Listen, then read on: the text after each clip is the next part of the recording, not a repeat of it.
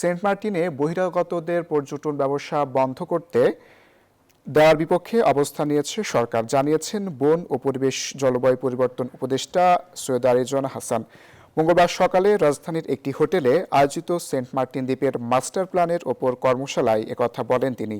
উপদেষ্টা বলেন, এই দ্বীপের বাসিন্দাদের জন্য বিকল্প কর্মসংস্থান নিয়ে পরিকল্পনা করছে সরকার। দেশের একমাত্র প্রবাল দ্বীপটি রক্ষায় কঠোর অবস্থানের কথাও তুলে ধরেন তিনি।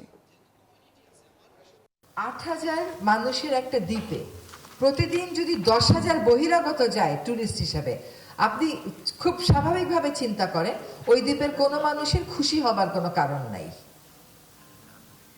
কারণ ওই ট্যুরিস্টগুলো অবশ্যম্ভাবী রূপে তাদের প্রাইভেসির উপরে একটা প্রভাব ফেলবে। কিন্তু ওই দ্বীপবাসীর বিকল্প কর্মসংস্থানে আমাদেরকে যেতে হবে। সেই বিকল্প কর্মসংস্থানের মধ্যে কৃষি মন্ত্রণালয়, মৎস্য মন্ত্রণালয়, তাদের ভূমিকা আছে।